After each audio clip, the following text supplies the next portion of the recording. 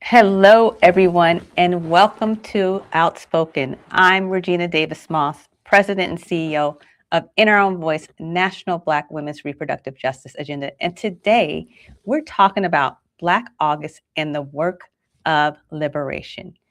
Now, every August, Black August calls us to remember, but it doesn't call us to remember simply for the sake of looking backwards. It calls us to study, to reflect, to understand that struggles that came before us, and then also to ask ourselves, what does the history require of us now? Because liberation has never been an abstract idea. I know it hasn't been for me. It's something I aspire to every day. Liberation has always been connected to the conditions under which people actually live. Now, sometimes, what does that mean practically? That means when we ask questions like, can I earn enough to live? Can my children attend a school that is safe, well-resourced, and invested in their future? Can I get the health care I need? Can I live in a community where my family can thrive? Or can I rest and experience joy? And most important, can I imagine a future where I have resources and freedom to build the future that I desire? Those questions are at the heart of reproductive justice, because reproductive justice is not just reduced to reproductive health care and abortion. Of course, those things matter. Of course, access to abortion care are essential. But the framework that those 12 Black women created 30 years ago was something much bigger. It asks whether people have the human right to have children and to have those children in safe and sustainable communities. And when we start there, we have to realize something that's also important when we ask those questions.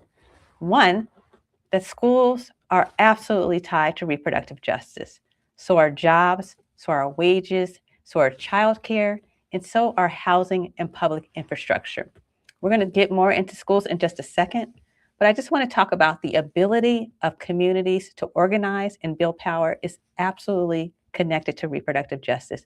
And so when we explore liberation today, we're going to do that from two directions. First, we're going to talk about the things that create liberation, so those conditions such as labor, schools, care, public institutions, and worker power. And then we'll switch to our Creators Corner with our Creators for Change Council member. And we're going to talk about the memory and the practice of liberation. What Black August teaches us is that we have a responsibility that's placed on us to remember not just what before, but what happens today. So I'll leave you to talk about that more in our narrative power note. But right now, let's get into it.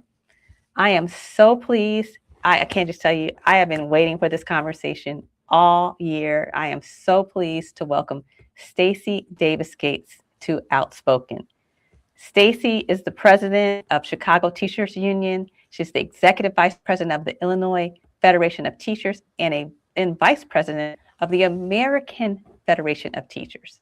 She is a longtime educator and a labor leader who has helped lead major campaigns for fully funding public schools, worker power, racial justice, and public school systems in Chicago, fighting today to get the systems that our families deserve.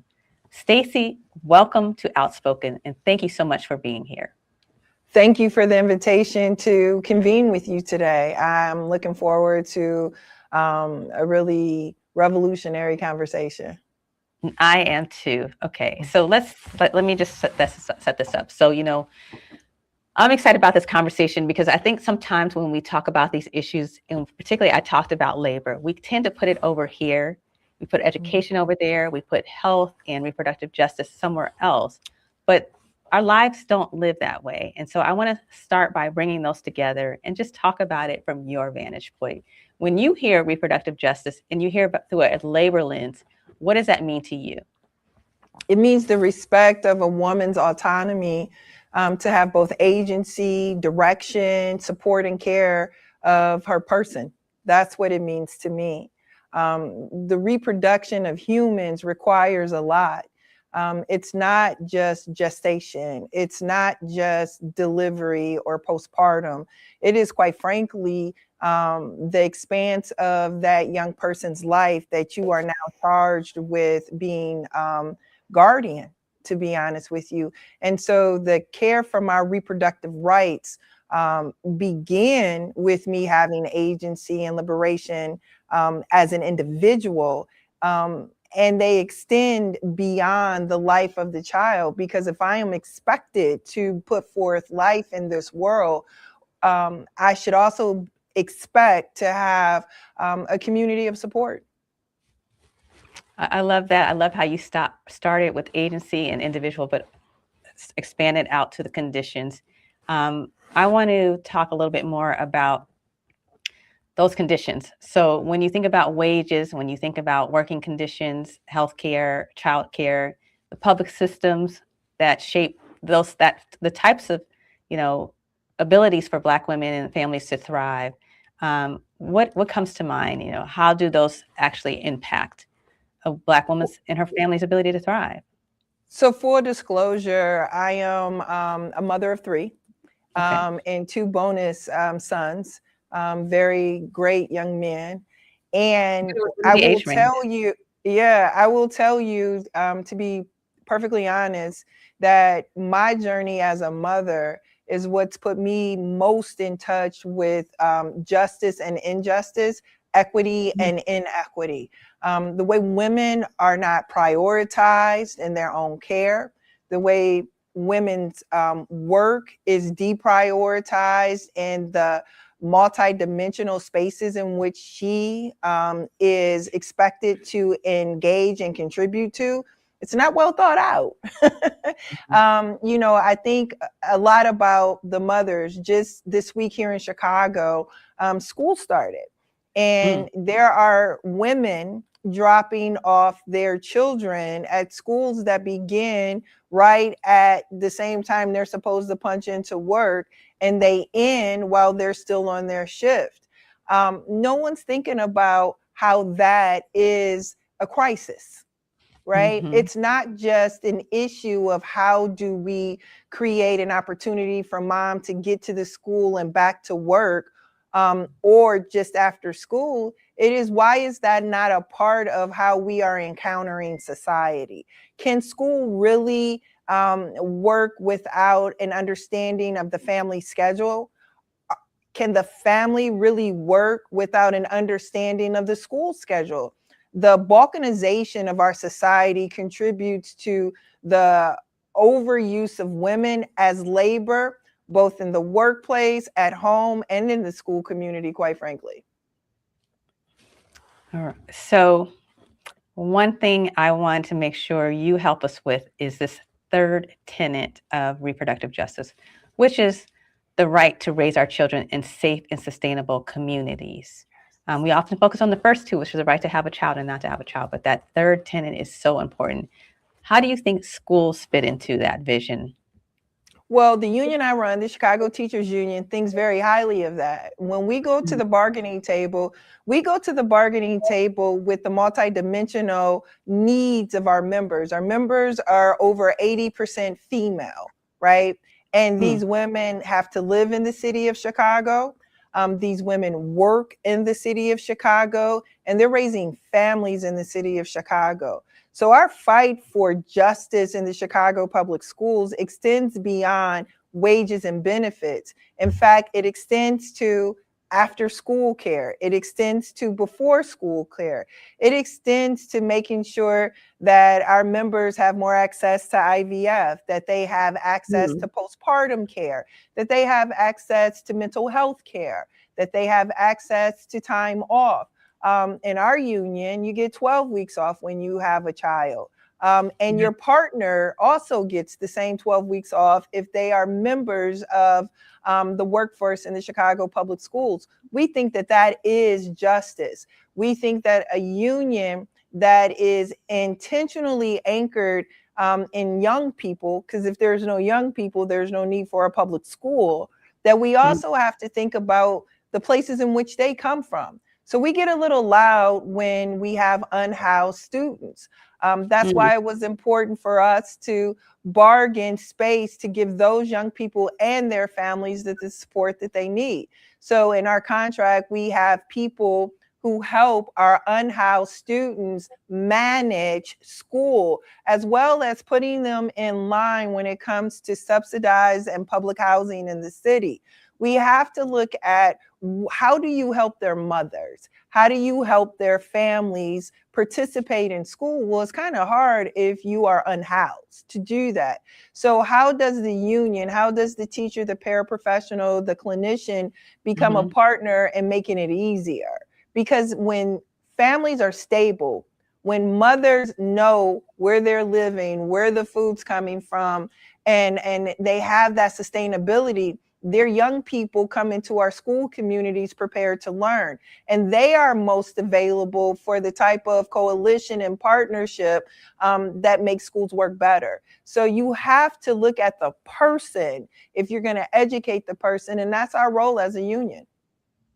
I think that's a great example of when we talk about why school is so much more, and it's not just about academics, and how the school is not just a building, it's really an institution for the community. With that, we also hear a lot of conversations around cost. I know you have a lot of conversations probably about budget. So, what's at stake when public institutions are treated as a budget problem instead of the community lifeline that you just so beautifully described? Well, I think this is what we're always talking about when it comes to women and children in the society is number one, the deprioritization of their importance. Women bring forth life. And bringing forth that life, they're going to need the support of the community to nurture that life. And so we always talk about at our union, what will it take to support those lives? What will it take to support the communities and the neighborhoods that those lives are anchored in? And what we keep coming back with is that we have billionaires and millionaires in this country that are funding things that are anti-woman, right? Mm-hmm.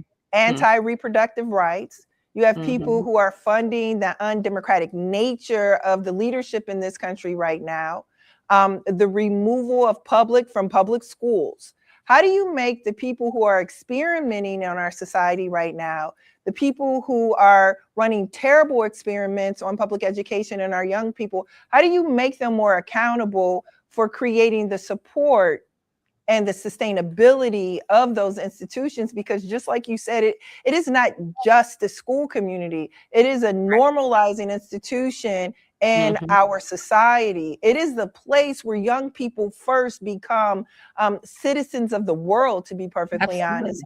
And if Yeah. those schools are unavailable in walking distance in their neighborhood, it means that it puts an extra burden on those who are in the neighborhood still.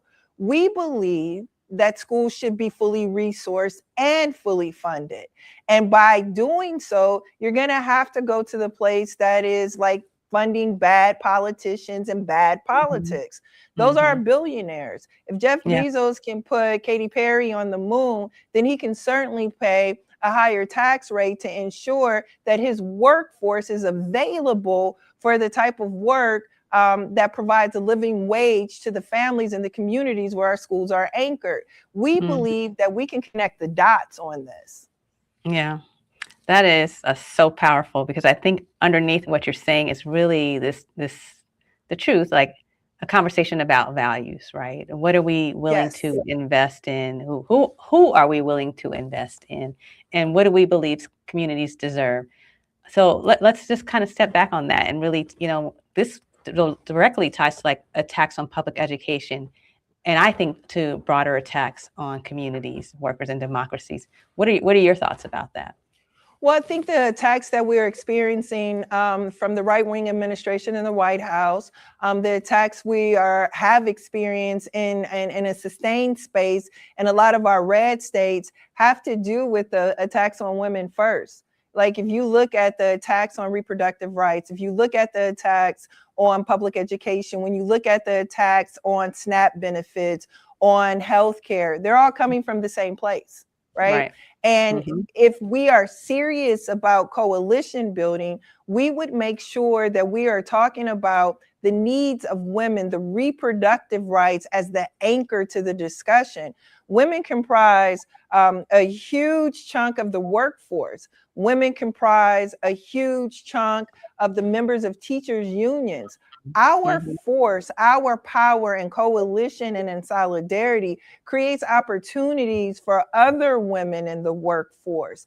I would submit that labor unions like ours, teachers unions whose membership are rooted and grounded in women's work, that we are the vanguard for this moment. We are the people who understand very clearly the balkanization of institutions, the ways in which justice shows up in policy, the funding that is removed when people don't like women having a voice, the Mm-hmm. ideas that are promulgated by men who don't respect women. All of Right. these things have a source, and right now they're anchored in the Trump White House.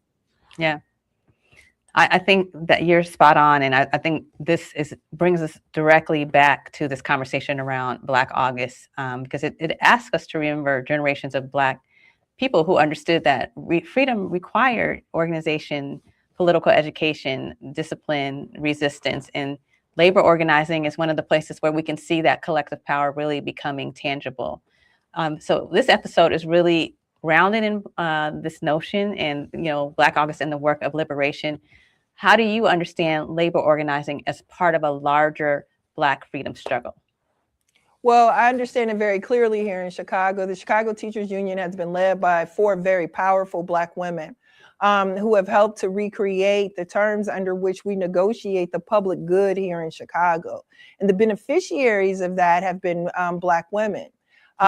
We used to comprise the majority of workers in the Chicago public schools. Now that it's dwindled like it is at the federal government level, because of the power, the example, the professionalism, the leadership of Black women in the space of public education. What it does is that it gives hope, it gives opportunity, and it creates community. When you speak about Black August and it's lifting up of Black voices. When you talk about organizing, I'm thinking about Ella Baker. When you speak Love about the her. amplification of it, you're talking about Ida B. Wells. And when you're speaking about how we get it done and call truth to power, you're talking about a Fannie Lou Hamer.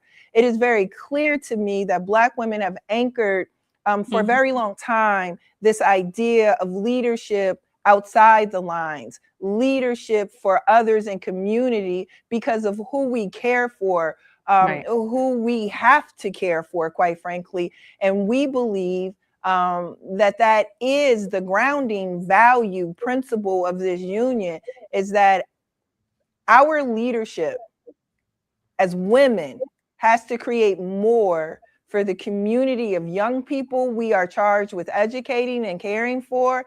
And it has to create more from the families and the communities from which they come from, because they are with us and they're with their families and their communities. And so this morning, I'll give you an example. I was at a Far South Side school here in Chicago, and we were there with parents and young people, 3-year-olds, 4-year-olds who are entering a pre-kindergarten space. And it was the most magical, pleasant, celebratory, and joyful time that I've had in a very long time. You get to see parents, young parents, invested, happy, expecting the school community to provide them with a particular type of partnership. And their presence there with their children also demonstrates their commitment to that type of partnership too. But you never hear about that. You never hear about, the Black fathers that were there this morning in support of their young people, the Black mothers that were there, not just in support of their children, but everyone's children in that school community. It was beautiful, but that is a school community that our district would call under-enrolled. That is a school community that is routinely underfunded by our governor and by our General Assembly. They are doing the work with another mother leading, a Black principal, a female principal, and creating a community that everyone in national media would tell you doesn't exist. Hmm. That's interesting. So you said there were 3 Black women leading currently the labor movement there. Who are those women? Well, Karen Lewis is probably one of the most iconic leaders of our union. Karen Lewis took this union from a place that absorbed the loss of Black female educators and built a fighting union grounded in racial, social, economic justice, and called truth to power, probably against one of the most powerful Democrats to ever run this city, Rahm Emanuel. She took a union on strike to make sure that kids had facilities that were cool in August, to make sure that young people could have a smaller class size. But she also led a union that, listened to Black children and their mothers when they said that there were cops in the school and they needed social workers in the school. And so Karen Lewis bargains for that. She creates space in our contract where we can hear the needs of mothers, attach them to the needs of educators, and create a pathway for young people to have an opportunity. And so these women built a union, not just for the workers and bread and butter issues of wages and benefits. Those are important, and we fight like hell for those. And she said it's big enough, it's generous enough to create that same opportunity for the women who send their children to the Chicago public schools. Yeah, I love that. Really, because what you're showing is that there is something around Black women's leadership. But I think the through line for me is that in all those cases, even the principal in the school that you just mentioned, that it's never been about the individual. It's always been about this larger collective effort to make conditions better, which really is about solidarity. And we're in a moment where solidarity is very important. What do you think solidarity requires in this time? Well, I'm going to raise you one on solidarity. I actually think that solidarity is the single most important thing in this moment. People can talk about pluralism, but I would like to talk about solidarity. This is a union that is multi-generational. This is a union that is multiracial. This is a union with many job classes embedded.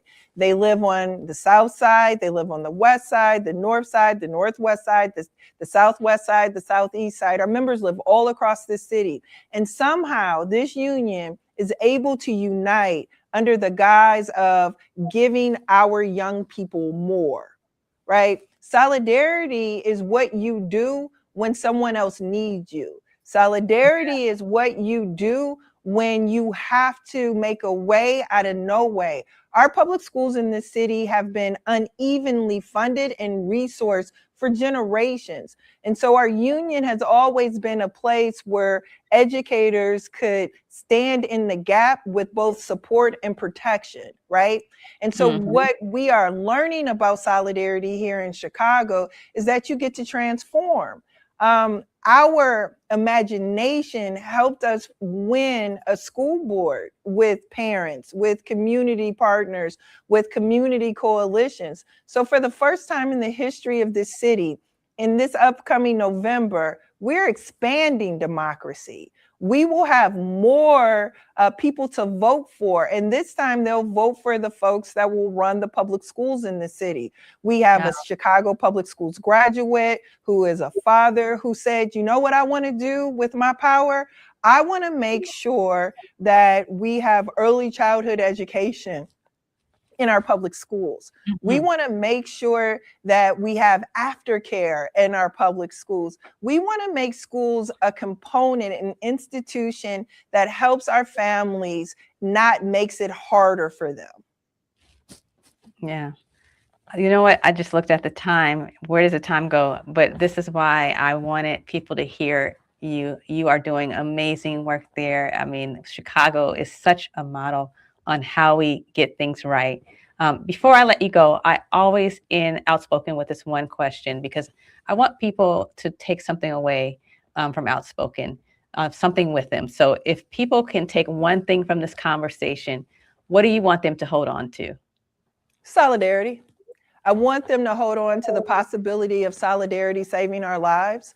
I want them to hold on to the possibility of solidarity being the thing that supports, protects, and gives us imagination and opportunity. All right, we're going to leave it there. Before you go quickly, tell people where they can follow you and support your work. Hey, Stacy Davis Gates. I am on every social media platform. Davis Gates 2019. Come see me. And if you don't want to see me, definitely come see my union, Chicago Teachers Union, CTU Local 1, and you can catch us on all platforms as well. Thank you so much for the opportunity to convene on this issue. Thank you. And please come see Stacy and her union. I appreciate you joining me today. I especially appreciate you helping us make visible something that is so central to reproductive justice, that it's education is such a key point of that, but you spoke so much larger than that, things around liberation and how, it has to show up in our lives and in our schools and our workplaces and in our paychecks, labor, in the care we access. And so thank you so much, Stacy. Please come back. We'd love to have you come back. Absolutely. Thank you. All right, now let's move on to the next part of Outspoken. That conversation gave us a way to think about what I said, the conditions of liberation.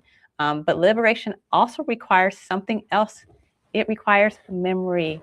We have to know what came before us. We have to understand the struggles that produced the freedoms that we have. And we have to ask what responsibility that history places of us living right now. That is what we're going to be exploring today in our Creators Corner. And I'm pleased to welcome Jamila Jones to help us think about Black August, not simply as a time to commemorate, but a memory, a practice, a political responsibility. Welcome to Outspoken. Hey, cool kids. How are you? Can y'all hear me okay? Oh, absolutely. So let's start by grounding everyone, because some people are watching this and they have heard of the term Black August. So some are aware of this, but some are completely new to this. For viewers who may have never heard about Black August, how do you explain it and why does it matter? All right. Hey, cool kids. I understand fully that, number one, I'm a teacher at my heart, and that there are some people who may have never heard of Black August or hearing Black August but have never had a definition before. It is a little bit different than, say, Juneteenth or Black History Month or any of our other more celebratory, commemorative occasions throughout the year. So I'm going to read something that I wrote to you real quick, because if you don't hear nothing else, you got to hear the definitions so that we're on the same page, right? Yeah. All right. Black August is a month of remembrance and action centered primarily and foremost around political prisoners and revolution. First started in 1979 by the Black guerrilla family to remember Brother Jonathan Jackson and Brother George Jackson, who were martyred, killed by the state in 1970 and 71. And I want to mention that I mean brother in this sense and brother in literally two brothers who grew up in the revolution together, were in the Black Panther Party, and were murdered within a year of each other by the state. Black August coincides with events in history that are key indicators of oppression and resistance, right?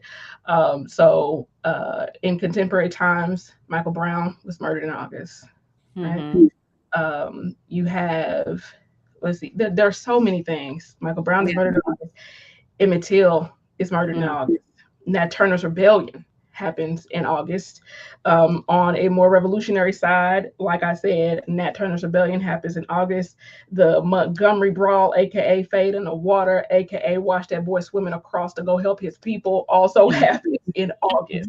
There's something in the water in August, and I feel like Black August is something that just, I don't know, the energy around the month of August. There's some of my revolutionary comrades actually treat Black August like their new year, as a way to kind of refresh and recommit to the struggle and the freedom struggle and the revolution. There are 4 principles of Black August: study, fast, train, and fight.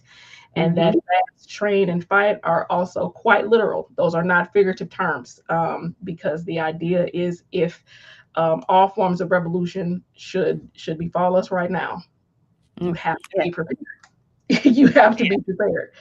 I would tell you that Black August is practical preparation for a liberated future. March on Washington in August, like you said, a lot of things happen here, and I love what you're grounding us in. That it's important for us to reflect back on all the things that happened, but at the same time, like you said in the Fade in the Water, like our remembrance isn't passive. There are, and I'm being tongue in cheek, there are practices attached to this. Formally they said things like it's practices around memory, study, discipline, and resistance. When you think about those practices, what do you think they're asking of us right now? Primarily to read. Primarily to read. We are in a culture that I happily contribute to, which is of content creation and bite-sized pieces of information. But that is never going to be enough to tell the whole story, never going to be enough for you to have the full context and for you to understand really the full weight of our history and what we're fighting for. The March on Washington is one of my Roman empires, for example. There's not a whole lot of bite-sized information pieces that will have you sit with the weight of the fact that there is not a stadium in this country that can hold 250,000 people. The amount of people that were gathered and organized on the Washington Mall that day, without Twitter, without Facebook, without cell phones, right? Without coordinated AC and fans, you know what I mean? This is something that it's important to use Black August to fully ground ourselves in the discipline of learning, the discipline of developing critical thinking, the discipline of developing a discipline, right? If revolution is a habit, revolution is a practice, freedom is a practice. These are things that we're going to have to shore ourselves up in, and Black August gives us an opportunity to do that. Let's stay on this idea of practice and this word, because there's, I think, a danger when we have these things. It's something that we just honor once a year rather than something that changes how we live. And you talked about reading and studying. How should we understand Black August as more than a history lesson or annual commemoration? Right. So it's really easy to take a moment, particularly in Black history or a particular day, and allow it to be there and nowhere else. But the thing about Black August is it calls us to create a practice of freedom work. I'm going to say that several times during this conversation because I fully believe it. Freedom is a habit. Freedom is a practice, right? What is your, because some people say, what does that mean? What is your practice? Just, what are some of, and it doesn't have to be one, what are some of the things you do to practice your liberation work? On the practical side, I read 10 pages a day. Okay. I read 10 pages a day and as many days as I can at the very least, because there was a time when it was illegal for me to read it all, for me to understand what the alphabet was. That's right. And for me to sit in the practice of doing something that was Black letter law illegal for my people until very recently. Once you develop that practice, you're also able to develop the ability to gather information, to take in information, to separate misinformation from disinformation, which, my goodness, is a more critical skill than ever before.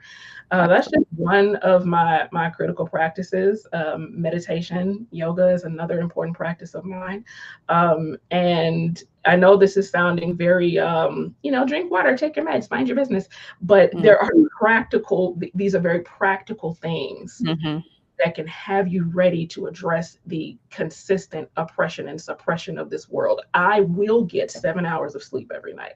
If I want to be functional for your revolution, my revolution, and just my ability to go through the day, right? I will snatch that sleep from the jaws of everyone who wants my labor and attention, because a habit of rest, a habit of recharge, understanding why your body needs that. 7 is a very specific number because for some reason, for 6 hours and 45 minutes, that's not enough. I'm Mm. at the point where my body will talk to me because of how I have been communicating with it in practice. I Mm. can wake up and understand that I've only gotten 6 hours and 50 minutes of sleep, and that's not going to be enough. You'll be surprised at what starts to talk to you when you communicate that you're open to habit and practice. Mm. So your body will tell you when you have not got enough sleep. Oh, yes. When I haven't had enough water, Mm. absolutely. It will make me stop and say, hey, Jamila, have we done our things? Have we Mm. done our practices? It will. Mhm. So I hear you practice around reading. I hear practice around rest. One of the other things I want to talk about, which came up earlier, is this practice around care. Because sometimes when we talk about resistance, we always talk about it in terms of like fighting against something. But there's also care as part of this work, right? So people need to be sustained. People need to be protected, fed, taught. We need to create community, and those are all practices of liberations. Again, let's go back to Black August. When you think about that, um, that one of those notions is this idea of collective care. Do you think collective care is a political responsibility? Absolutely. Absolutely. You understand the level of collective care you have to be incarcerated and still start a commemorative event that happens every single year, that you and still Wow. have enough care for the people around you, still have enough care for the people that are living outside of the prison that you are in, that you are trapped in, and understanding that there is still a need that needs to be filled, and then having the wherewithal to fill it. How can community care not be a political act? Also, it's for me, it's like voting. If it didn't matter, they wouldn't try to tell us we shouldn't be doing it. That's Right? true. They wouldn't. Right. Yeah, And making it even harder now, make it even harder now. We live in such an isolationist society. right. There's a push to be antisocial. There's a Mhm. push to not care about people. There is a push to be very individualistic, and as long as you see a benefit in this thing in the short term, um, then that's enough to keep it. Mhm. But it's not. It's not. And community care for you because you are part of the community, right? Like my therapist said, hey, when you say you care about people, did you know you're a people? You're a people, right? Mhm. So there's a political act, I love and that. You're a people too. Yeah. you're a people too. You're a people too. Mm. Yeah, your I, best yeah, somebody. I'm sorry. Mhm. If your best friend had a significant other who was treating them the way you treat yourself, what would you tell them to do? Right. One more time, if your best friend had a significant other that treated them the way you treat yourself, what would you tell them to do? Yeah. I think that's really hard for some people sometimes to really take a step back and, think about, why would I allow, even let's stay with that, right? Why would I allow something to happen to me or me to be treated in a certain way when I would tell everyone I love not to do that? And so there's, particularly for Black women, right? There's something about us that, we are, I think, socialized to believe we must endure, tolerate, withstand, and at the same time save the world, right? Right, right. You know. The conversation about reproductive justice, for me, that's how it ties in. Because Hmm. what is reproductive justice but autonomy, the human right to have autonomy over your own body? And Hmm. for Black women, that starts when we are Black girls. Yeah. We are raised with a mindset that your sleep, your labor, your emotional capacity at any time belongs to someone else. And not only does it belong to someone else, it's actually better over there. Like it's better for me to expend my energy on other people except me. We are only 3 quick right turns between there, and you legally do not have autonomy over your body. Hmm. I think it's important for us to Hmm. make those connections to literally the act of caring for ourselves, to understanding that part of that means you should have autonomy over what happens to you and what happens to your own body. And it is okay to snatch it back from the hands of capitalism, misogyny, government, anyone who decides that they know more about your body than you do. Mhm.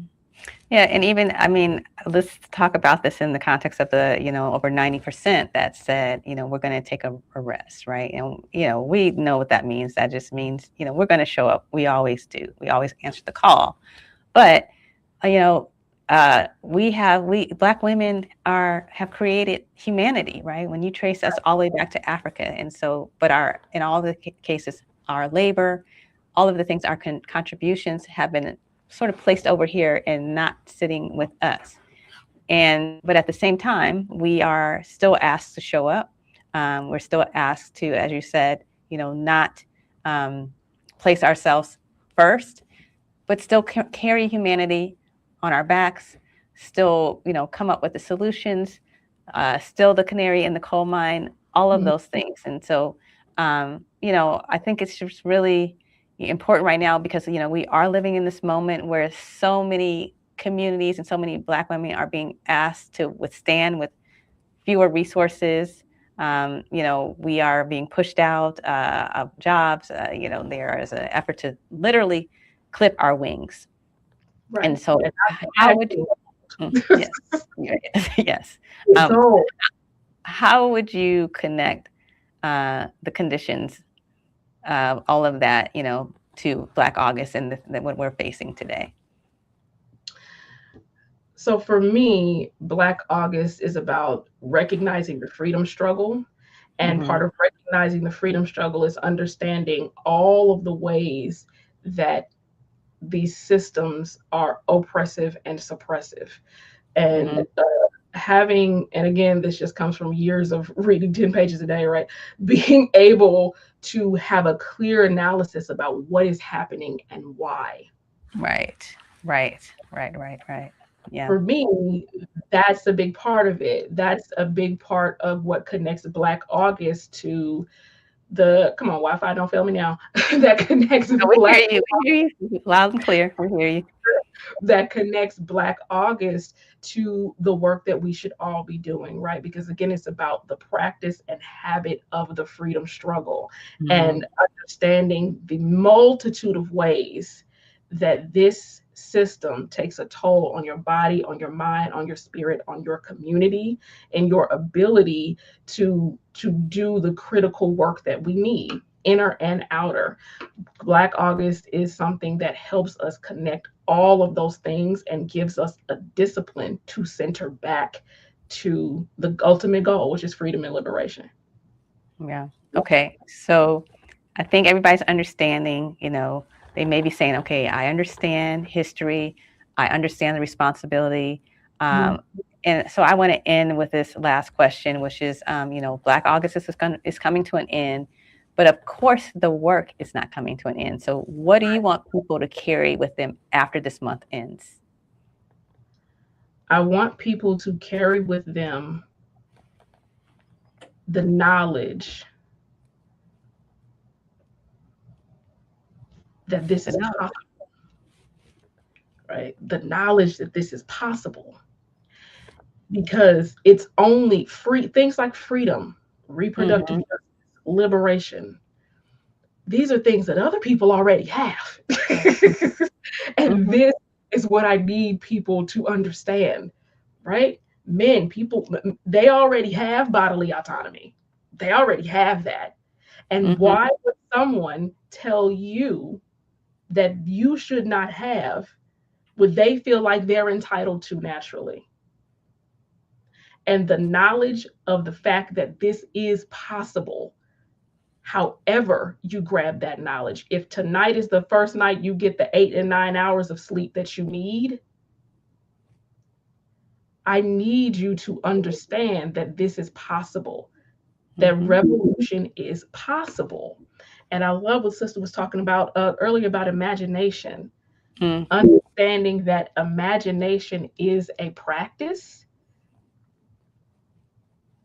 And imagination is really just knowledge that's early. It's knowledge. Imagination is the greatest nation. It is, isn't it? It is. It Yeah. is. So that's what I want people to grasp from this. I want people to grasp the knowledge that revolution is possible, and that liberation is possible, and the freedom struggle is a struggle that's possible to win. But freedom struggle requires a struggle, and Black August is something that allows us to commemorate that. All right, Jamila, thank you. Thank you. Thank you. Thank you for helping us understand that Black August is not simply something to commemorate, but also asking us to do something. So as you said, believe things are possible. Study, that requires discipline, requires to practice, uh, resistance, care, responsibility. Thank you for joining us. Thank you for being a part of our Creators for Change Council. Tell people who do not know about you where they can follow you. Thank y'all so much. I understand that my camera is down, but can you still hear me? Yes, we can absolutely hear you. I can work with that. I am Sunny Day Jones everywhere that I would like to be found online. Everywhere. I can't promise you get a response on Twitter because my account is still up just for the sake of just for the love of the game. But that's not a place for me anymore. Okay. Where are you primarily? Where do you live primarily online? Primarily, I live on Instagram, on Blue Sky, on TikTok, and on Threads. All right, Blue Sky. All right, you still hanging in with Blue Sky. All right. I still am. It's a nice, cozy place of the internet. Yes. All right. Well, thank you so much, Jamila. Keep doing the great work that you do. Keep shining a light on all these issues. Keep creating that incredible content that helps us learn. And that brings me now to today's narrative power note.